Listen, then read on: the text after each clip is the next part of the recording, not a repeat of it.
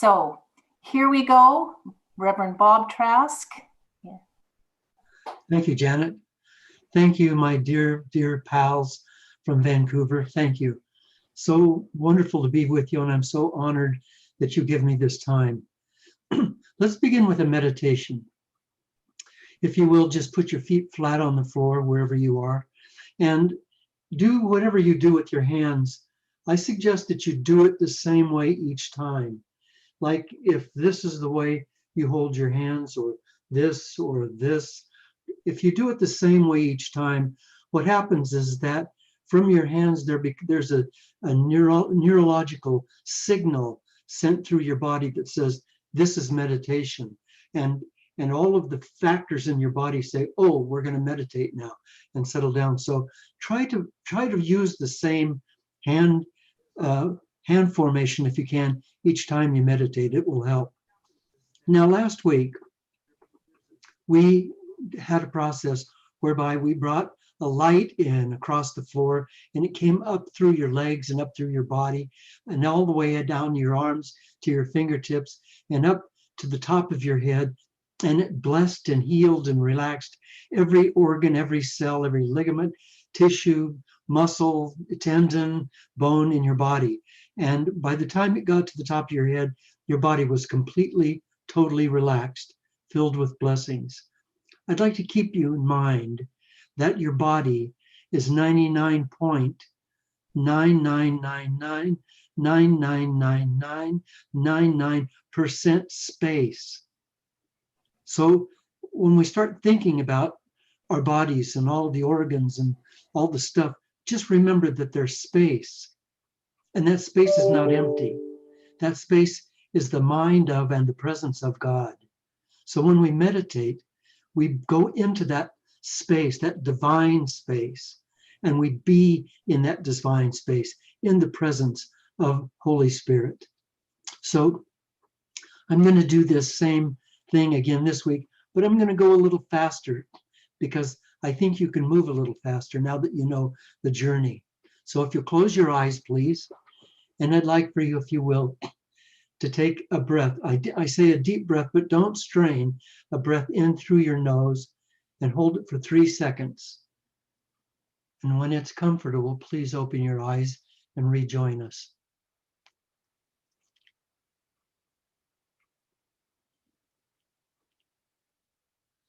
Thank you.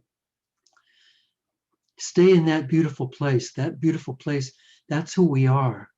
Everything else is illusion. In this process of learning to heal yourself and to be a healer, you're going to find a lot of time of meditative consciousness. We're going to be doing this a lot, because this really is where our personal power is. We tend to think that our personal power is running and hurrying and scrambling around, but it's not. Our personal power is the presence of Holy Spirit gently and gradually and slowly flowing through us. So chasing ourselves around and having our minds jerk around like dancing puppets, that's an effect, that's not a cause.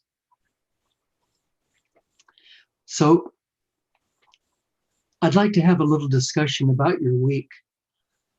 If something wonderful, something miraculous, something happened, if something changed for you, if an attitude changed, if your consciousness changed, this is a time to share it. So just unmute yourself and step forward. I want to move on here, and I want to talk about the healings of Jesus, because we said that the healings of Fatima and Lourdes, we pretty much came into an understanding that probably it was both. It was both the belief in the person who went to Fatima or went to Lourdes and was healed. It was their belief, but it was also quite possibly that the energy, the spirit, the presence of Mary, the mother of Jesus, was actually there. And because they believed in her and they believed in that, like I believe in my mom, like they believed in that, so it worked. So it worked. I could tell you so many miracle stories that I know about that have worked in that way. So when Jesus healed people, so he went out and there's a guy that's, that's laying on his pallet, and, he's got leprosy or whatever, and he's fading away. And Jesus says to him, and I want you to really hear this, your sins are forgiven. And the guy gets up and Jesus says, your faith has healed you. Now I'm putting 2 or 3 different miracles together here, so forgive me. I'm sort of amalgamating some, but I want to just make a point. And he says to this person who he healed, your faith healed you. In other words, your belief healed you. I didn't do this. Your belief healed you. You believe in me, so therefore you're healed. Your belief healed you. And now I'm going to go along with you that his energy and the powerfulness of his spiritual energy certainly awakened something in the cells of that guy's body, for sure. But the guy wouldn't be healed if he didn't believe it. He wouldn't really be healed unless he had faith.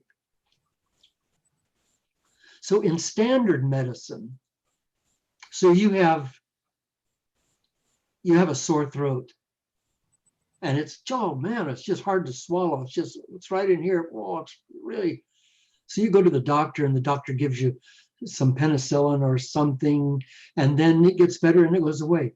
What percentage of that was placebo? We know that some of it is because the next guy in the waiting room can come in with the same sore throat, and he doesn't believe that this doctor can heal him. And even though he gets the shot of whatever it is, he still has the sore throat. So we know that to some degree that's placebo. Our job during these 12 weeks is to discover how much is placebo. And I'm not saying we don't take the medicine, because if we believe in the medicine, we better take it. Even if it's a placebo, then we better take it. Bob?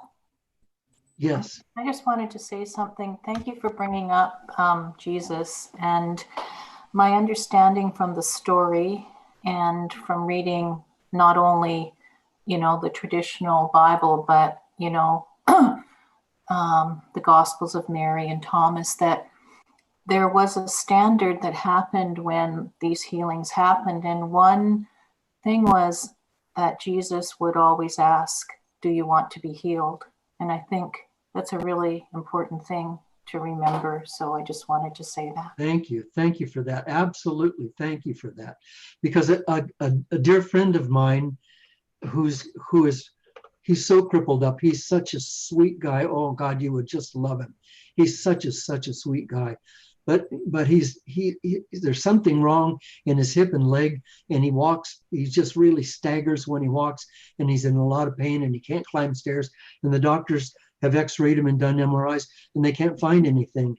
And so I was in session with him because he came to me for counseling, and I said, Daryl, I said, are you really ready to get rid of this problem with your leg? And he sort of looked at me and he said, oh, well, yeah, sure. Yeah, I am. See, so he's not really. If he said, I'm not focused on my crippledness or my leg or my hip. I'm focused on the strength and the power and the beauty and youth in my body. And that's where I want to be 100%. Then we could have done something, and I believe he'd have been healed. And he may yet, but he's not ready. And Janet, thank you so much for bringing that up, because for a lot of people, their pain and their suffering is necessary for them. Either they have some sins to pay for, or they're carrying the pains of a loved one or something. There's dozens of reasons why they're having that. But until they get rid of those reasons, until they get rid of the purpose for having the illness and the purpose for having the pain, maybe to get attention or to feel self-important or whatever that is, until they get rid of that purpose, this sickness and the pain can't go away. We brought this up last week too, in regards to people in palliative care. So if someone is really honest and they are in that right here, right now place, if they were to ask themselves, do I want to be healed? Sometimes that healing is to move and transition to their new life. So I think that's also important to remember around healing too. I agree, Janet. And Janet and all of the rest of us, here's another point right with what Janet is saying. And that's that if by the end of this course, you're going to be able to do some powerful healing work. You will be able to do some powerful healing work. I promise you. If you want to. If you want to go there, you will. But when you do that, the most important thing is that when I'm working with my friend Daryl, I let him know this is available if and when you want it. So now they know that there's a way out. They may not believe it yet, but when they get tired enough and when they finally exhaust their purpose and their reasons for having the difficulty, then they may come and say, I really do want to get rid of this. I don't want it anymore. I see myself as whole, well, and complete, and that's how I want to live my life. Then at that point, we can move forward. But just to let them know, this isn't a life sentence. You don't have to do this. Bob, I just jump in before we get too far away from Daryl. When you were talking about why he may be stuck in his condition, you used the term maybe he had some sins he had to pay for. And, based on the definition of God as being basically love and healing personified, I guess I'm pointing the question. I totally believe that it's possible that the individual may believe he has some sins that he needs to pay for and thereby gives himself a disease. But I want to clarify, do you agree with that? Or do you think that he has some sins, he could have some sins that the universe is making him pay for? Thank you. I really appreciate you bringing that up, Randy, because it's possible that someone could have gotten a wrong impression. I thank you so much for that. Growing up in the Catholic Church, and how many of you are Catholics? Let me see your hands. Yeah, well, I'm not alone here. In the Catholic Church, one of the things that we learned is that we came here to suffer. That's what we came here. We came here to suffer. And when people die, if they're absolutely, completely free of sin, they go to heaven. If they have a lot of sins, but they're not what we call mortal sins, and they kind of sought forgiveness to some degree, they go to a place called purgatory. And they stay in purgatory until they've suffered enough to pay for their sins. And so now I think of my mother, for instance, being in purgatory. Well, I can help her get out of purgatory by offering up my suffering. It sounds like a bunch of nonsense, I suppose, when you don't come up Catholic. But see, we believe that stuff. So we suffer for the poor souls in purgatory. That's a phrase, a Catholic phrase. I'm suffering for the poor souls in purgatory. So you lay on a battlefield with your legs shot off, holding your femoral artery to keep from bleeding to death, and you keep saying, I'm offering this up for the poor souls in purgatory. So there's a purpose then for suffering. And after a while, you begin to welcome suffering. You begin to welcome it because it pays for sins and it pays for your sins. I'd rather suffer here than in hell. So I'll pay for my sins here. It's all nonsense, as Randy very gently alluded. It's all nonsense. To begin with, there's no such thing as sin. See, and the reason I say that is because what we are human beings being human. And whatever we do through our humanness. And it's instantly forgiven. Instantly. You don't have to kneel or go to confession or make penance. It's instantly forgiven because God is nature and nature forgives. So you and I are out on a hike, and we're hiking along a trail, and we come to a placid lake. It's just absolutely beautiful. And there's a big snowy mountain up behind it that's reflected in the lake, and it's just beautiful. And I pick up a rock and throw it into the lake, and it splatters, it crashes, it destroys that scenery. It's a sin. It absolutely destroys it. And then the lake just comes back together and it's fine again. And that's the way it is with God. You can't hurt God. You cannot hurt God with your petty little miscreants. You can't. So there's no such thing as sin. But the way the Catholic Church, and I'm sorry, those of you who are Catholic that may be somewhere watching this, but you know, I've spent a lot of years in the church, and I was in the seminary, and I know what I'm talking about. The Catholic Church gets its power by having people believe they're sinners. If no one believed they were a sinner, there would be no one going to Mass and communion. No one would be doing that. The only reason we're doing that is to try to stay in the good graces of this God that is so angry with us for all that we've done. And it's all just nonsense. But it's very powerful and very dangerous nonsense. And I'm so glad to be working with people that are emotionally and spiritually healthy like you. Thank you. So we're going to go into breakout rooms. You're going to be in there for about a half an hour. And I have some things that I want you to discuss when you're in there. And I just want you to take a note of these. Just take note of this. In the book, there was a situation where poison oak infecting children who were really susceptible to it. And then some of those children were rubbed with just a leaf that wasn't poison oak and told it was poison oak, and they got poison. They got the infection as though they had poison oak. Other children who were susceptible to poison oak were rubbed with a poison oak leaf and told it was not poison oak, and they didn't get it. I want if that's something you'd like to talk about, I want you to discuss that. Or another one, medication versus water. When people with asthma were given asthma inhalers to relieve their asthma, and then some of them were given just water vapor, and it relieved their asthma.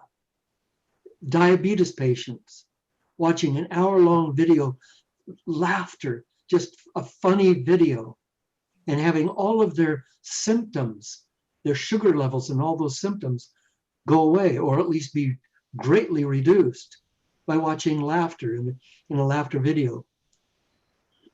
Somebody's given, that's depressed is given a placebo, and it's told that it's an antidepressant, and their depression goes away.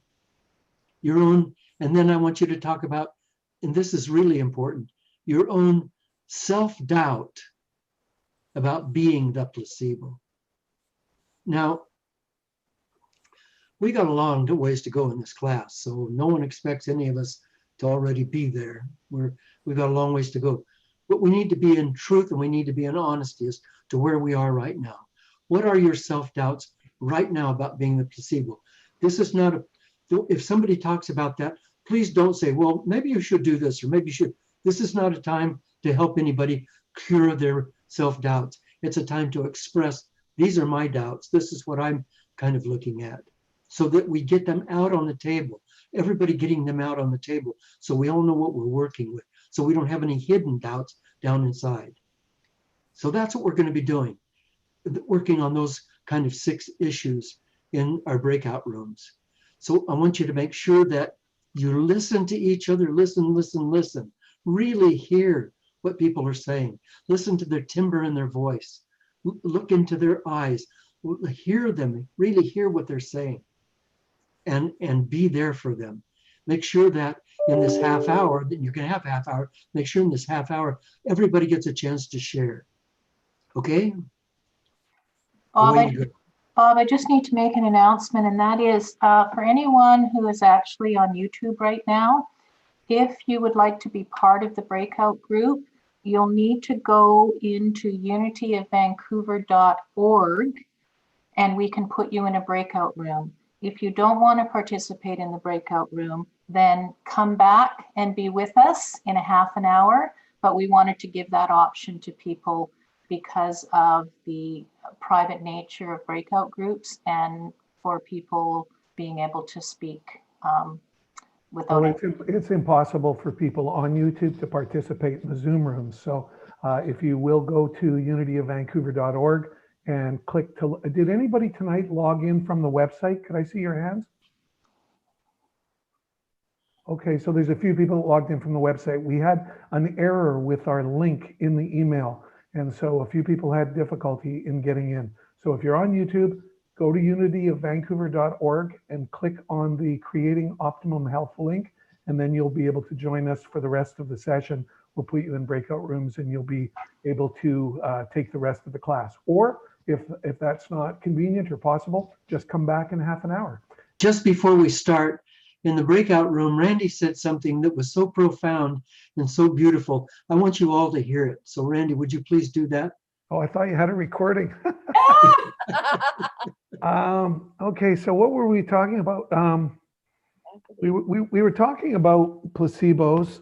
I don't know how we hit on it, but I guess I was just making the point that when people take placebos, well, I guess I had prefaced with the story that in a certain hospital right now, they're giving people that are recovering from chemotherapy, they're telling them, we don't have anything to restore your energy.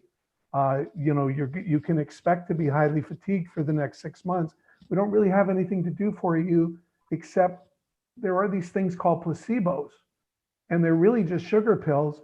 But in all our clinical research, the people that take them tend to feel better. Would you like some? And most people are saying yes, and they've been tracking the results, and almost everybody's feeling better to some degree from consciously taking placebos. And then this is where we got into the discussion, which was, we talk about the placebo as an agent that gets your mind to heal itself. But the example I gave was that at the quantum physics level, it's possible that there's an inverse to that when I believe that this pill, even if it's a consciously taken placebo, that I'm actually transmitting energy, conveying energy into that matter that is that pill.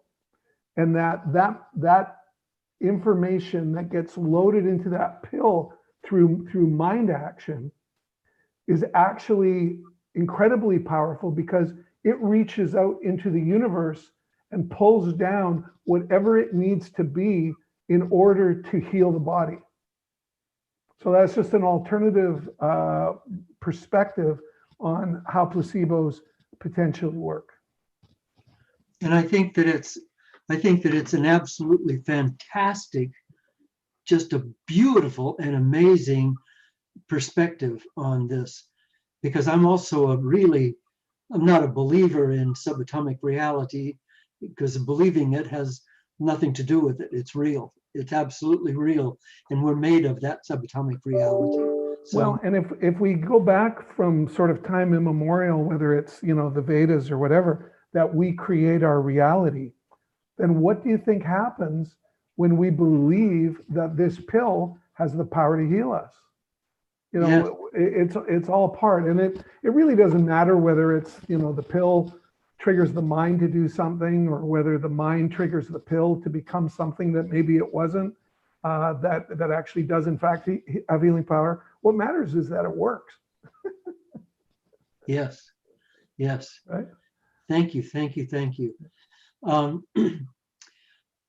want to spend a little bit of time talking to you about mind control, subconscious mind control. And what I mean by that is not letting the subconscious mind be a control mind, but controlling the subconscious mind with your conscious mind. And the way that I want you to do that is I want you to take the most obvious of the warriors, the dark warriors that come up roaring out of that swamp, and try to take over the well-being of your life. And I want to disarm those. I want to disarm them, and I want to convert them, as Paul was converted from a soldier kind of guy that tormented Christians to one that was the greatest supporter of Christians. I want these dark warriors that come out of your subconscious mind to become warriors of the light. And so I'm going to give you a new affirmation, because affirmations, I mean, those are our tools. Those are our tools, because the subconscious mind is made up of affirmations, and they're not all positive affirmations. Quite often they're affirmations of darkness. And I spend a lot of time in my trainings talking about self-doubt. And people who have taken a lot of trainings with me have heard me say over and over again that self-doubt is the enemy. Self-doubt leads to despair, leads to a lack of worthiness, leads to an emotional, psychological, and spiritual weakness. So I want to get rid of self-doubt. And what I've done in my life, and over the last 45 years, I've gone through a lot of affirmations. And I don't ask anyone else to do an affirmation until I've actually done the affirmation myself and felt the effect of it. Because you can say words, and if they're just words, then they're just words. But if they have a key that unlocks the door to the subconscious mind, and they go flying in there with their flashlights turned on, then the rats go overboard. So the affirmation that I want to give you tonight is this. And before I give this to you, I want you to know that I want you to say this for the remainder of our time together. And I want you to decide how many times a day you will do it. I personally am going to do it, and have been doing it 200 times a day in sets of 50, 4 times 50. And I can't just go do. I have to spend time thinking about it. Is it worth your time? Jesus said, "These things you see me doing, you will do these and more if you have but faith." How much faith? Because I have this huge darkness of doubt. He said, "Oh, you only need faith the size of a mustard seed." Do you know how small that is? If you just have faith the size of a mustard seed, you can say to that mountain, "Go jump in the ocean," and it will. Just the size of a mustard seed. So you don't have to be filled with faith or filled with trust. All you have to do is have enough that you can focus on it and let it grow. And if you can do that, then this affirmation will work for you. Here it is. I am a good and worthy person. That's it. I am a good and worthy person. Will you say that with me? I am a good and worthy person. I am a good and worthy person. I am a good and worthy person. Now, I gave you an affirmation that says, I'm right here, right now. And I say, I'm right here, right now, and I'm filled with love and forgiveness. I'm changing that for me for the next weeks that we're together. I'm saying, I am right here, right now, and I am a good and worthy person. I am right here, right now, and I'm a good and worthy person. If you will diligently do that, I promise you that your life will transform in miraculous ways. But you can't give up on it. And you can't see that self-doubt, it's got a lot of soldiers. It's got a lot of soldiers. It comes at you from so many different ways. It comes at you from making money. It comes at you in relationships. It comes at you in having friends or having lovers or having spouses or mates. It comes to you in having good flowing communications with other people around you and with people who you love. It comes to you in your health, comes strongly to you in your health, comes to you in your peace of mind, comes to you in your spirituality. It has all of these soldiers, and they come in the dark, and they come at you from all different angles. And all of them fall off of their horses onto their swords when they hear this. I am right here, right now, and I am a good and worthy person. And And if not, and you can separate those out. I mean, I am a good and worthy person is incredibly powerful by itself. The idea is not to just say the words. The idea is to convince yourself that this is true, to actually convince yourself that this is true. Now, it's not going to happen in a day or a week or 2 weeks. Because so here's what happens when you do an affirmation that really works. And if you do it, let me just say 30 days. If you did this for 30 days, generally here's what happens. I'm doing it 200 times a day for 7 days. First day, I am a good and worthy person. I am a good and worthy person. I'm just saying words. That's okay. I said I'd do it. I am a good and worthy person. I'm a good and worthy person. Okay, come on, focus. I am a good and worthy person.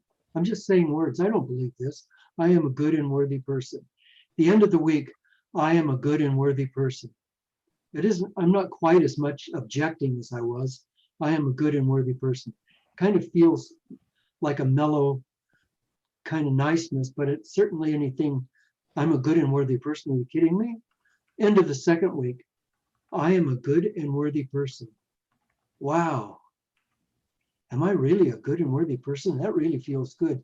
I am a good and worthy person. End of the third week, I am a good and worthy person. Damn it, I am a good and worthy person. I really am. I'm a good and worthy person. Wow, that's still scary, but it feels really good. And halfway through the fourth week, I got it. I'm a good and worthy person. I don't even need to say this anymore. I'm a good and worthy person. I don't even need to say it anymore. So I stopped saying it. And some of those soldiers are still alive. They were just playing dead. And they get back up on their horses and here they come again. So when I commit to doing it for 30 days, and I tell you that I do this, and Jean Rowe right here, Jean can tell you that this is true. Because she's done these affirmations and she's done them and she knows how it works. If on the 26th day I don't do my affirmations, I start at day 1. I go back and start at day 1. If I miss a day, I start at day 1. Now I'm asking you to do these for 12 weeks or 11 weeks or 10 weeks, however many weeks we have left. I'm asking you to do it for a long time. And the reason is, and by God, I just hope and pray that you'll get on this team. I want your life to totally transform, completely transform, so that you begin to feel the Christ consciousness in you as you, so that you know who you are, and so that your ego becomes a dominant factor in completely convincing you and everyone in your world who you are as a good and worthy person, as a powerful, wise, intelligent, spiritual being. That's what I want. That's what I want you to have. So this week, your homework, I am a good and worthy person, either connected with or not connected with, I am right here, right now. And how many times shall you do it a day? I want you to make agreement with yourself. It can be 50, it can be 100, it can be whatever you say, but I want you to make an agreement with yourself and then keep that agreement. And maybe you'll say, oh, well, I don't think I can do more than 50. Then do 50. And after a week, if you feel like you can do more than up it, but make an agreement with yourself and keep the agreement. Keep the agreement. And then read the next chapter. And once again, take that chapter in. Come back ready to discuss how your brain will physically change when you are the placebo. Come back ready to discuss how your brain is actually going to change physically when you are the placebo. Okay? Questions? I so love you guys. I so love you. Thank you for letting me be with you.